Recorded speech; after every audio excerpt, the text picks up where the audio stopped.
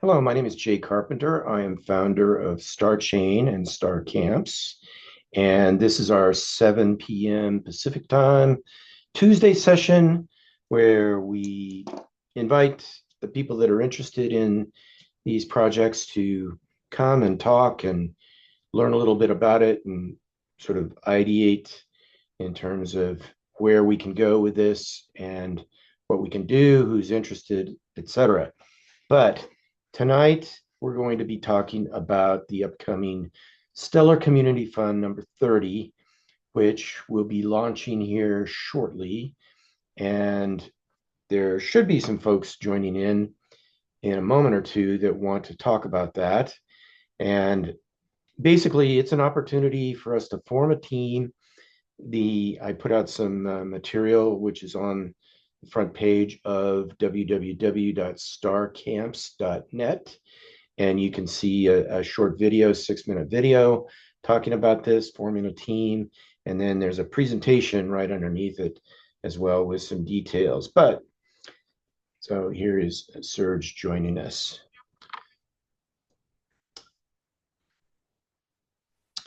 Hello, Serge. I'm well. How are you? We also have Hiroyuki joining us from Japan. And Serge, you're a little low on the volume. Maybe I'll turn my volume up a little bit, but Sorry, how's it right now? that's a little better. Still a little soft. So, Probably on microphone. okay, Okay, cool. So, Hiroyuki's from Japan and he's been joining us, and I welcome him as well. And someone else from Japan was interested earlier and was planning to join. Uh, so, anyway, let's primarily what there is to talk about tonight is both Star Chain as well as Star Camps, how they might fit together, and then forming a team to apply for the Stellar Community Fund number 30 that's coming up, where we could be funded up to $150,000 for, I think it's about a 3-month period. It comes in $50,000 pieces. So in addition to that, they have this Kickstarter program, which is like a 5-day sort of a boot camp that can basically set you up well in order to work on your project, get some feedback and so forth. And that can fund up to $15,000 on that. So um, any questions before I go on any further?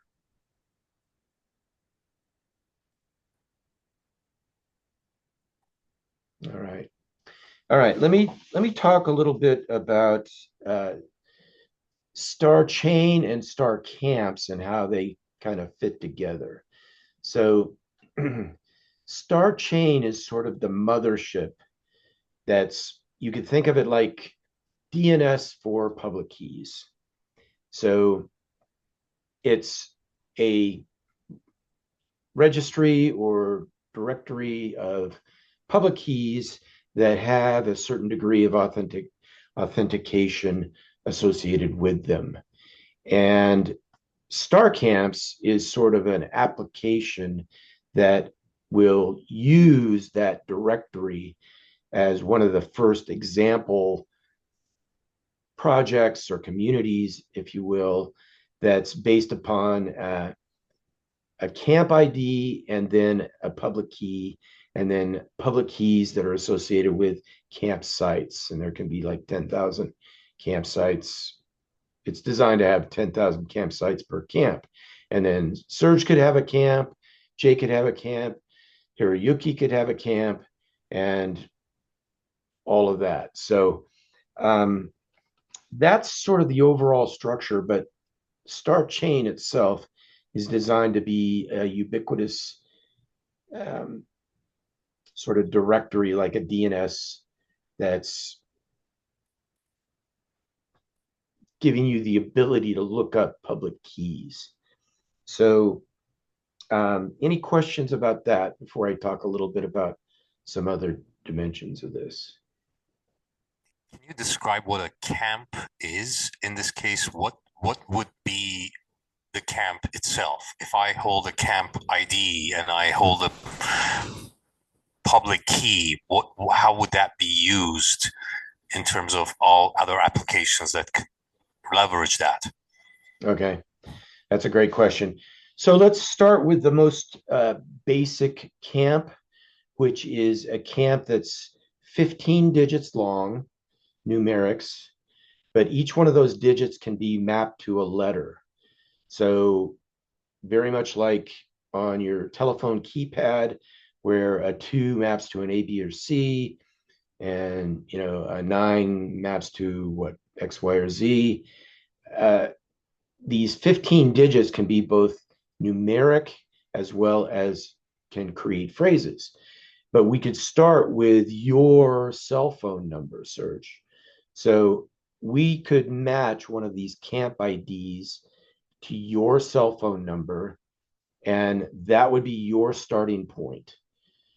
And then we would use the last 4 digits of that 15-digit numeric to create like 10,000 campsites. And each one of those campsites could have their own public key that you are sort of the steward because it's your camp, it's Serge's camp. And you would have say over if you have like some of your relatives, whatever, using one of those campsites for whatever purposes, then you would have say over what they submit to you as a public key. Now, for star camps, I'm sort of the camp director or the camp owner, and I'm using 111 four ones, so 1111 star camps, and then the last 4 digits I'm mapping like 10,000 campsites. So the camp is just sort of a mental model of how this is configured with public keys matching the camp IDs and then the campsite IDs and so forth. And it's just an easy way. And most people understand a camp. Many of us that are involved with this project went to DWeb camp up in the Redwoods. And basically, it was one big camp. It was like a Boy Scout camp called Camp Navarro, but each one of us had campsites, and those campsites could have been associated with a public key and a campsite number. So does that kind of explain how the camps work? Yes, thank you for that explanation. Okay, good. And then the keys can change over time. Now, the star camp will be mapped into the overall star chain, and that will have a very simple design to it. So it's distilled down to a very minimal set of elements. And I'm not going to go into that tonight, but the important thing, and I think for you, Serge, is that um, you know this is a way to create, I think, as human friendly as possible, a way for the public to use public keys, not only for encryption but also for identity. So there's a whole process for the authentication, but as important as being able to encrypt and decrypt messages to one another in the same channel, um, this will also serve as a foundation, a new approach to what I call universal unified identity and state. And I did a session on this at the webcamp. So there's many dimensions to this, but let's talk about, because Serge and I spoke a little bit earlier, and we were talking about some experience he had with encryption and so forth. One of the cool things about this structure, star chain and star camps, is if we pair this with um, uh, platforms like we experimented with Google Slides uh, at the Internet Archive last month, we can start to encrypt some messages and put in plain text other messages. So in the same channel, we can do encryption and decryption according to whatever we want. So it's like having a light switch where one moment we can have the light on and everything's public. The next moment we can turn the light off and we're sending an encrypted private message to somebody, even though everybody can see the encrypted message. So that's part of what there is to play around with in this experiment. And so I'll stop there and ask if there's any questions at this point. I'd like to know how the user would interact with such a system in case if there's a user interface, will there be a platform that the user will be accessing? What is the vision as far as the user interacting with a system like this? For instance, the application that I was explaining to you before was a text messaging solution where the messages could have come in either in public mode or privately encrypted, where you would have to have the ability to decrypt it to see the message. Otherwise, obviously, you wouldn't be able to see what the message was. So I'd like to know more about the use cases where how the user can use this and the different use cases where it could be integrated with, such as, I don't know if you've heard of Hyperledger. Have you heard of that Hyperledger technology that I guess allows the DIDs, which are not to be confused with the DID phone numbers that I actually used to use DIDs, which are but these are digital IDs that you can give either an IoT device or a specific person can have a DID, I guess, a digital ID. Yes, as a matter of fact, at DWeb Camp, Brian Bellendorf was there, who is or was the head of the Hyperledger Foundation as well as the Linux Foundation. And there were several people that attended my session on Universal Unified Identity and State that actually were key members of creating the DID recommendation. So I'm very familiar with that. And this is different than the DIDs. And this could accommodate DIDs, but in my view, this is superior to the decentralized identity identifiers. And but let's talk about your question of how's a mainstream person going to interact with this? Well, we've been playing with a website called pgptool.org, and it is probably the easiest way that I've seen to encrypt and decrypt messages. But the idea is, it sounds like it's very similar to your text messaging service, where I could put in a message to Jay, could put in a message to Serge, and I would have a button basically saying public or private. And if I hit private, then it looks up your public key in either the star chain or the star camps or whatever the camp is. And I would be able to look at your public key, and I would have a higher degree of certainty that it's your public key, because there's been some authentication that goes on. And then if I choose, I could hit the private, it could do the encryption. And if I wanted to check that encryption against, go out to a separate service, I could do that and make sure that I'm getting the same encrypted message.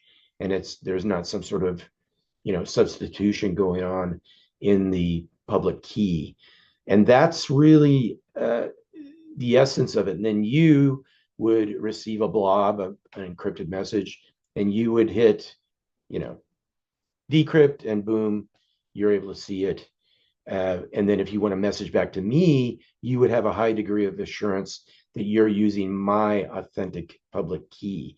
So the saying that I've come up with around this is, in the cryptocurrency space, there's a saying that says, not your keys, not your coins. Well, in this construct, it's not your keys, not your security, not your keys, not your privacy, not your keys, not your identity, and not your keys, not your network state. And that's one of the essential elements of this is we can use our own public-private key pair and generate it and change it whenever we want and put it into these directories, if you will. So does that make sense? Yes, thank you. Okay. And that's different than these other services that, yes, they're encrypted end to end, but we don't know what cryptographic key pair they're using. And to my knowledge, you don't have the ability to put in your own cryptographic key pair. So anyway, any other questions or comments before I go into a slightly different phase of this?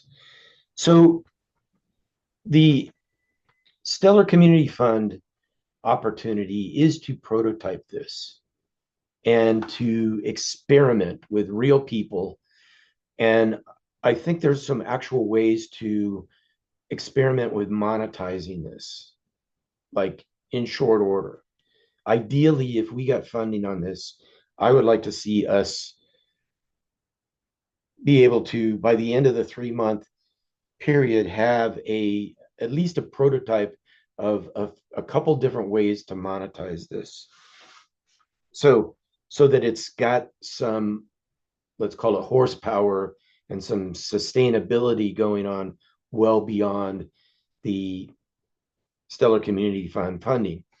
But the other component that I put out some material on, and part of what has sparked the interest in the Stellar community participating in this is that I did a session about, might have been like 3-4 weeks ago now, but talking about the robust and resilient nature of the Stellar blockchain. And let's see. So that's an important piece to this is, yes, there's some consumer apps, there's some, let's say, flip a switch, social networking capabilities where we can create this social network like structure and be able to send one message encrypted, one message plain text, etc., to multiple people and so forth. But one of the things that's, I think, a real opportunity is to start to see if we can create something that becomes like this graceful transition for enterprises, institutions, governments, etc., to start to transition off of their centralized networks, because the centralized networks are failing. And I've put some material on the www.starcamps.net talking about this. And I think this is a real opportunity to see if there's something that we can create using this public key directory, if you will, that can be used for entities to start to transition into a Web3 secure environment. And it could extend into the Internet of Things. It could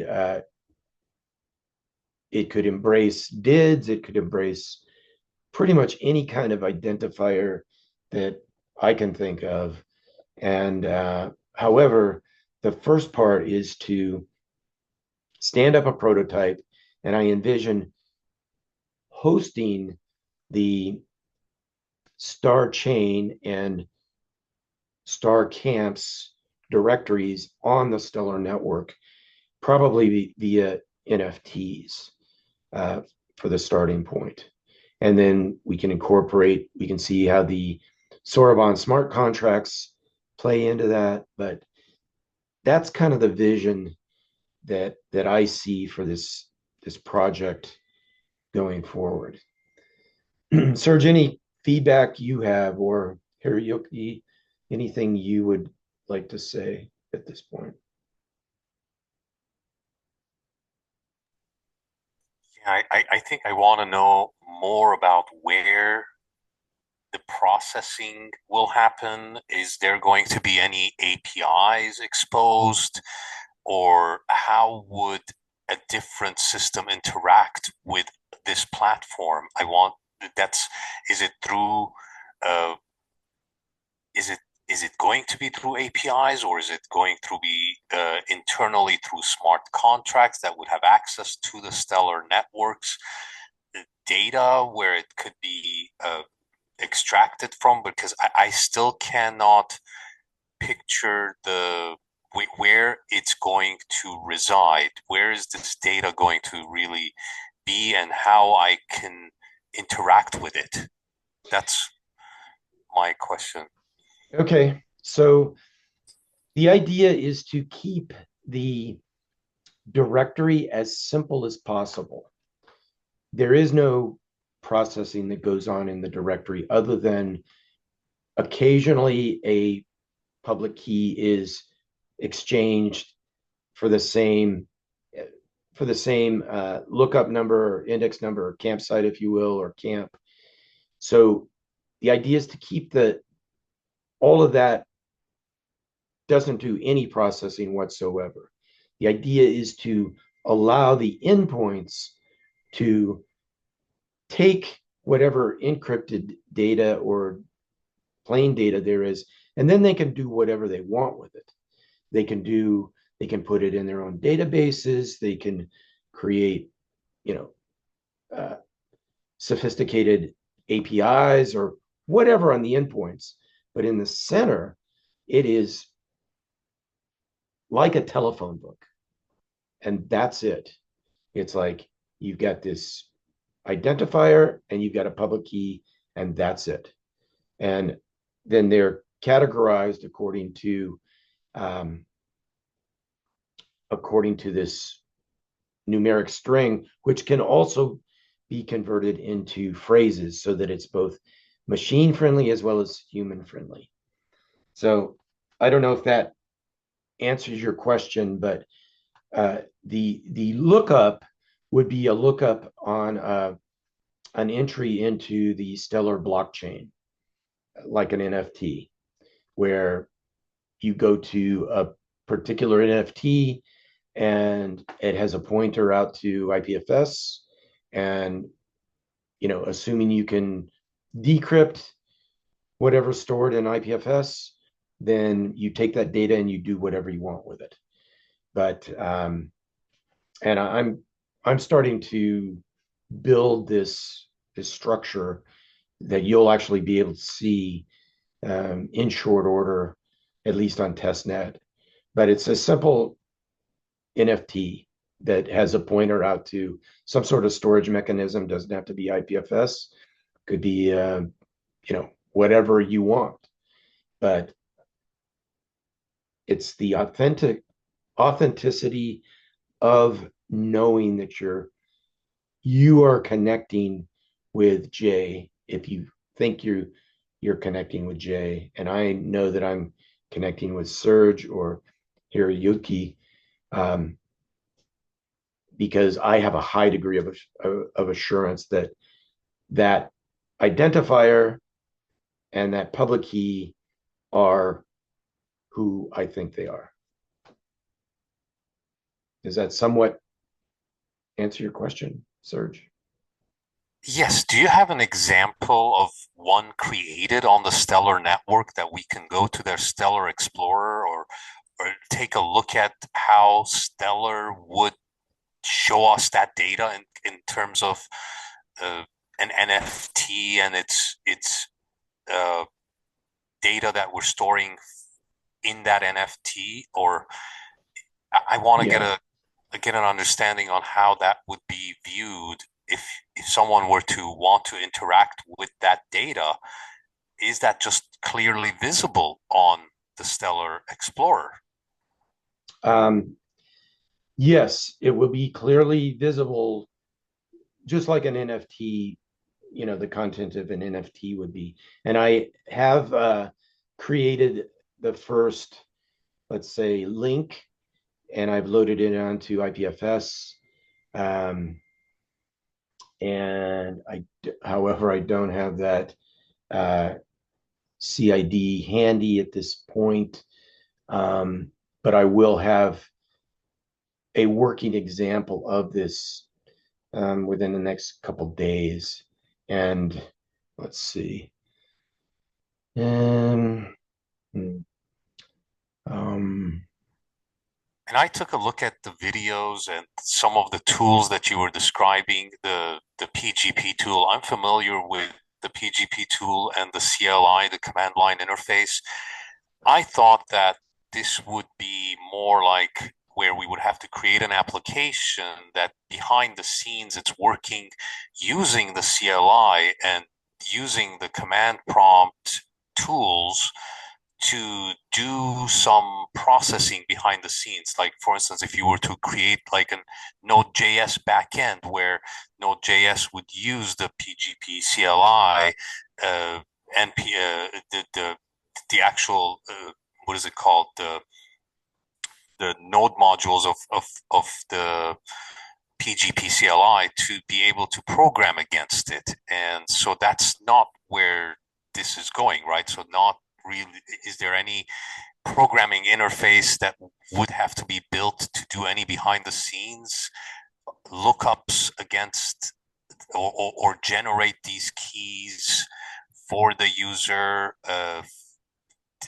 Those are my questions where I don't know much about the project itself, and I'd love to see some sort of a diagram where we can start talking about the different pieces that are relevant to where users are and where data is stored, and how, when we want to retrieve data, what types of tools would be used to do the interaction with that data on the Stellar network, if there is some data that can be used in a third party application that we can develop, to interact with the system. yeah, well, it would be, it's envisioned to be much like whatever you prefer now to pull data off the Stellar network, which is like, laboratory or lab or Stellar Explorer or whatever. Um, yeah, you would get the, identifier and the public key in that fashion. You take that and then you do whatever you want with it after that on the endpoints. Does that make sense?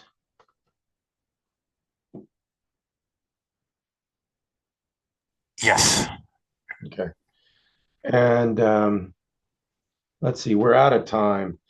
So I apologize. I will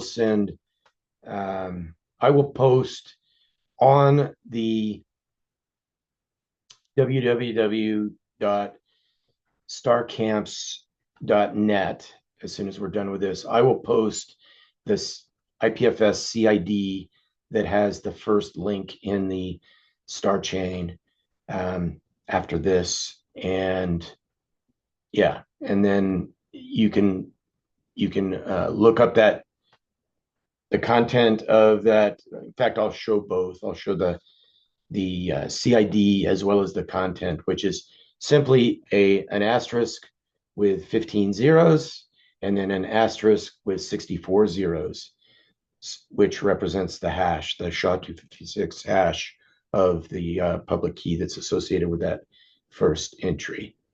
So yeah, look for that in about 30 minutes or so. Thank you. And Thank you. And if you could share what you've created already, how it looks on the Stellar Explorer, if that's even something that you can pull or if there's a URL, because I know that on the Stellar Explorer, anything that's created, it's widely visible to almost anyone, right? Even anyone can see anyone else's uh, tokens that they own, but you can't really tell who it is, right? well, actually, Serge, I did put an example of that in that presentation for the introductory video. Okay, So if I'll take a in one of those slides, it's maybe 3 or 4 slides down, you'll see that I captured and it says star chain for the asset code. But that's just a simple custom token. That's not an NFT at this point with a pointer. So what I'll do is in that slide presentation, I will put in the IPFS content ID starts with a Q, and then I'll show what that resolves to, and that'll give you an idea of the very first link in the chain, basically. perfect. Thank you so much. All right, so that's our time. Hiroyuki, anything you would like to say before we sign off? Oh, I don't have yet. Thank you for your time. All right, thank you. All right, well, listen, to conclude this, we I have created a Discord group. Go ahead. So I'm sorry, go ahead. volunteers so that we can discuss Okay. about the star camps in one place. Cool. Okay, so we'll circulate that before, well, like tomorrow, so that we've got a place to talk about this on Discord, and that'll be good. So I would ask, because we've got a short fuse on this application, if you're interested in applying for this, please let me know. You can email me at info@starcamps.net, or contact me on Discord, or you get my phone number, my email address, all that stuff. So if you're watching this and you'd like to participate, we might have another session before the final application has to be submitted, so that we can get this together. But yeah, that's great. And I will also include Hiroyuki's Discord channel on one of the slides in the latest presentation. So, all right. Thank you so much. And Thank you. okay, cool. Thank you, Jay. Let's see if we can do something really cool with this thing. Okay. Have a good night. Thank you. You too. Have a good